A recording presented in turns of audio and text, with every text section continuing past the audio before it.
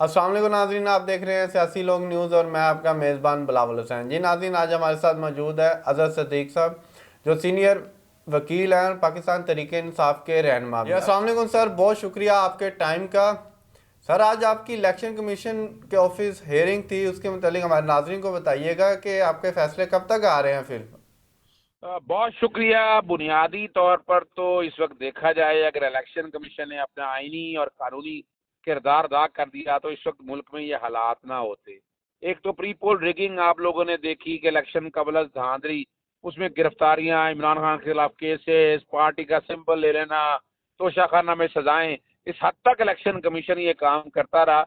लेकिन और किसी सियासी जमात के अलावा फिर उसके बाद दोबारा स्टेज शुरू होती है इलेक्शन से कोई 12 दिन पहले। उस वक्त कुछ 70 के करीब लोग हैं जो कैंडिडेट इलेक्शन लड़ रहे थे, वो वाले और वोटर्स को उठाया गया, झूठे पर्चे दर्ज किए गए, कुछ लोगों से कहा कि आप रिटायरमेंट ले लें। इसी तरह का एक केस जिसकी आज हियरिंग थी इलेक्शन कमीशन के सामने, PP 35 वजीराबाद के मोहम्मद यूसुफ, उसके खिलाफ पहले गुजरांवाला में FIR, फिर सियालकोट में FIR, वो FIR खारिज हुई, फिर हाफजाबाद में FIR करवाई गई। हाई कोर्ट ने बाकायदा रिपोर्टें मांगी, बैलफ भिजवाया, सारी डिटेलें सारी कोर्ट बताया गया कि इसका मकसद ये था, और इन बिटवीन किसी से दस्तखत करवा के और रिटायरमेंट भी ले ली कि ये बंदा रिटायर है कि रिटायर नहीं हुआ। इलेक्शन कमीशन के ये सारे चीजें, सारा सबूत जो है वो सामने रख दिया गया हुआ है, और इलेक्शन कमीशन को यही बताया कि ये जो कुछ भी हो रहा है ज्यादती। इसी तरह NA 158 ताहिर इकबाल है, जो तहमीना दौलताना की जगह जीते हुए थे, 6,000 वोटों से जीते हुए थे, बाद में 8,000 वोट और ऐड करके 14,000 वोटों से हरा दिया गया। 236 वोटों को 836 कर दिया गया, 112 को 1,112 कर दिया गया। ये वो सारी तफसीलात थी जो इलेक्शन कमीशन के सामने रखी और कहा कि इसका फैसला जल्द किया जाए। उन्होंने कहा जी हमारे पास 6 महीने का 60 दिन का टाइम है, इलेक्शन ट्राइब्यूनल तक मैंने कहा लटकाया ना जाए सारे मामले को। फिर एक बात और बड़ी वाजे है, बाहर आके फिर मैंने मीडिया से गुफ्तगू करते हुए एक पॉइंट बड़ा वाजे बताया कि इस वक्त मुल्क के अंदर जो है वो फेविकॉल काम कर रही है। फेविकॉल एडहेसिव स्टैम्प, एडहेसिव कहते हैं, जो जोड़ के रखती है।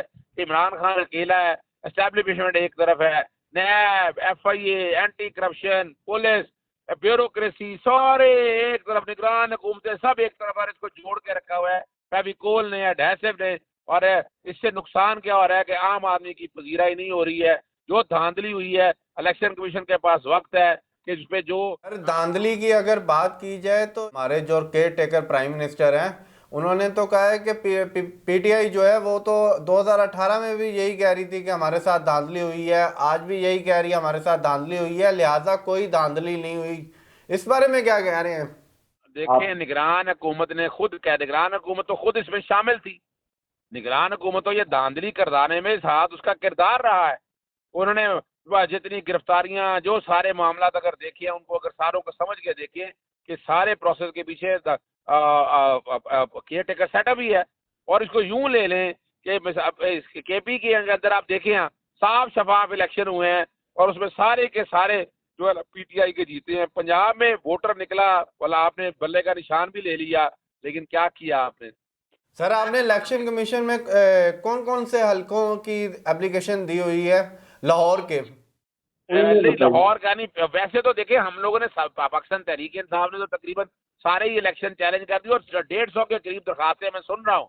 यानी 859 के सिलेक्शन हुए हैं, उसमें से 150 सीटों के इलेक्शन जो है ना, जो तब्दील किए गए हैं, वो चैलेंज हो गए हैं। आप यहाँ से अंदाजा लगा लेना कि 25% के करीब इलेक्शन चैलेंज हो चुके हैं। तो अगर अगर इनको सही माना जाए तो इस मुल्क में तो शायद नए इलेक्शन की तरफ जाया जाए, और जिस तरह ये इलेक्शन कराएंगे। मैं सर जानना चाहूँगा कि जो हमारे पाकिस्तान तरीके इंसाफ के वोटर थे, रहनुमा थे सॉरी, वो उन्होंने वोटों के टाइम पे तो पाकिस्तान तरीके इंसाफ में थे, जब वो जीत चुके हैं तो अब वो दूसरी जमात में जाके बैठ गए हैं। पाकिस्तानी तरीके इंसाफ इस पे क्या रद्द अमल है उनका? देखिए, एक तो बड़ी सीधी सी बात है कि वसीम कादर साहब जो है वो पाकिस्तान तहरीक इंसाफ की वजह से कागज दाखिल कराए थे। उन्होंने जी उन्होंने बताया कि मैं उनका उम्मीदवार हूँ। ये वोट वसीम कादर का नहीं है। सर, बकायदा उन्होंने वसीम कादर साहब ने हलफ भी लिया था।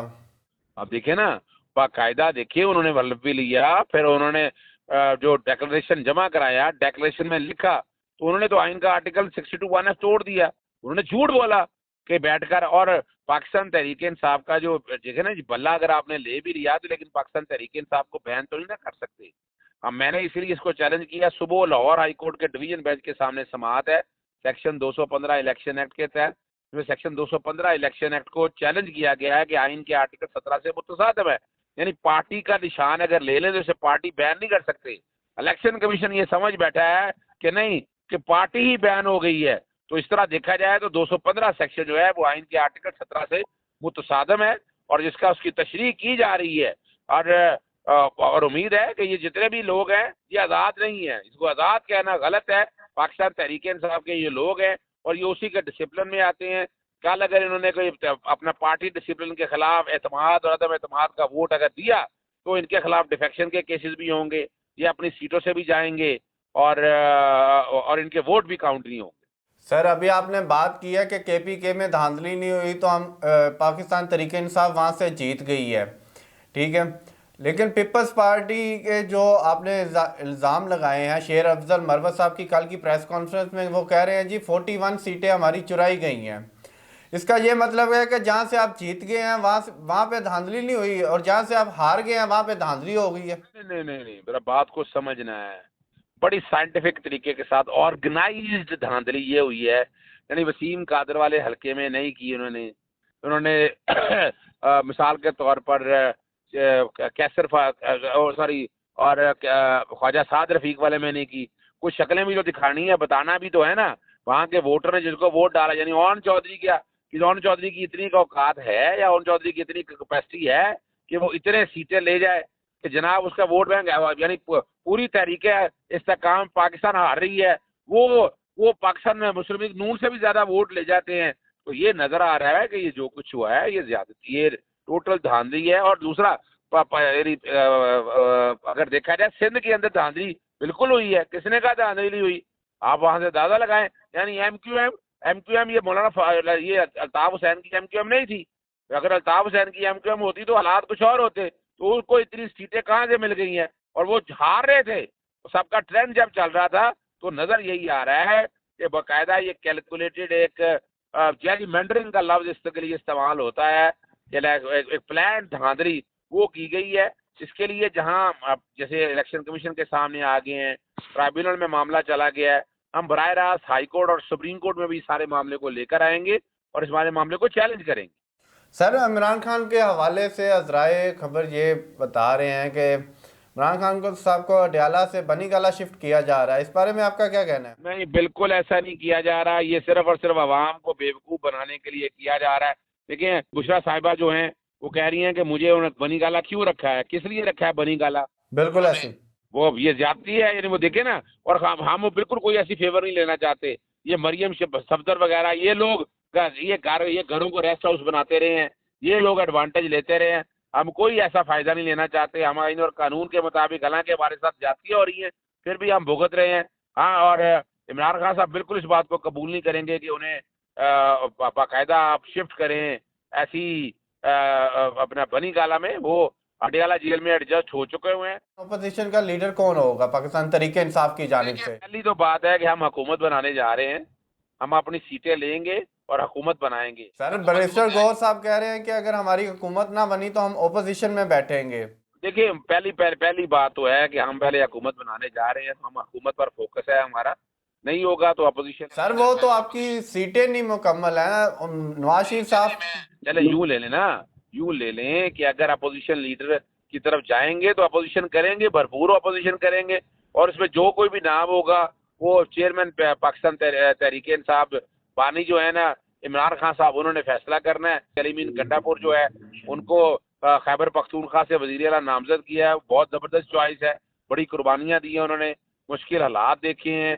और वरना तो परवेज़ खटक और महमूद खान जैसे लोग लोटों ने जिन्हों को बड़ा इज्जत बख्शी, यहाँ से उस्मान बुज़दार आप देख लें, तो इन्होंने तो अपना बड़ी ज्यादतियाँ की है ना सारे प्रोसेस के अंदर। सर मरियम नवाज साहिबा जो है वज़ीर आला का नाम आ गया और शहबाज शरीफ साहब दोबारा से वज़ीर आज़म बन रहे हैं। अब मैं क्या कहूँगा, मैं अब यानी कौम सोग में चली गई है नाम सुन के ही। यानी है क्या, क्वालिटी क्या है उनमें? सिर्फ ये है कि वो अरे उन्होंने नवाज 30 सालों से मुल्क की खिदमत की है उन्होंने। ऑरेंज ट्रेन बनाई, मेट्रो बस बनाई, मोटरवे बनाई, सड़कें बनाई, मुल्क के लिए बहुत ज्यादा काम किए हैं। मैं वैसे बताऊंगा आपको, कहाँ करप्शन के दरवाजे खड़े कर दिए उन्होंने। भाई मोटरवे को वो तो ये बात कहते हैं कि अगर हम खाते हैं तो लगाते भी तो है ना। देखिए मैं बताऊं, मोटरवे कोई एहसान नहीं किया उस मुल्क पे। पूरी दुनिया में ये रिक्वायरमेंट थी, हम कंडीशन थी, जो आपको फायदे देते हैं। वो चाहते हैं मुल्क में तरक्की हो, मुल्क में जब तरक्की हो तो मुल्क में टैक्सेस आएंगे, तो इसलिए कोई एहसान नहीं है। मेट्रो ऑरेंज एक सफेद आती है, 350 अरब रुपया आपने 50 अरब की करप्शन कर ली। उसका फायदा क्या हुआ? उसकी जगह आप मेट्रो ट्राम चला देते, मेट्रो बसेस चला देते, तो इस मुल्क का भला होता। बाकी आपको पता है उन्होंने पावर प्रोजेक्टों में जितना नोट कमाया है, और बातों में खरबों रुपया पैसा बना, वो मुल्क से बाहर जदादे बना ली हैं, आज तक उनके सबूत नहीं दे सके हैं। क्या करेंगे? जो ये 85 के जो प्रोजेक्ट है आज तक इस मुल्क के लिए किया क्या क्या? जो ये कुछ किया है, हाँ, वो जो बरतानिया या यूरोप में रहने वाले लोग हैं उनसे पूछे, वो आपको बताएंगे कि वहाँ तरक्की कैसी होती है उन मुल्कों में। ये अपनी अपनी ना अपनी ट्रेनें बचा सके, पाकिस्तान रेलवे नहीं बचा सके, पाकिस्तान एयरलाइन नहीं बचा सके, इन्होंने क्या करना है? अपनी जेबें सर भरनी है बस। हमारे प्रोग्राम का टाइम खत्म हो रहा है। लास्ट पे मैं यही जानना चाहूंगा कि खान साहब जेल से कब बाहर आ रहे हैं। बहुत जल्द आ रहे हैं जी। केस कोई रह नहीं गया उनके खिलाफ, अब तो सस्पेंशनें होनी है और बहुत जल्द सस्पेंशनें उनकी होंगी। 9 मई के वाकयात में भी 12 केसों में जमानतें हो चुकी हैं, कुछ में गिरफ्तारियां डाली हैं। मैं बहुत जल्द उन्हें बाहर देख रहा हूँ। और आपको पता है वजीर आजम नवाज शरीफ ना बनने का मैंने बहुत पहले कहा था। मैंने ये कहा था कि मुल्क में नहीं आएंगे, आएंगे तो डील करके आएंगे।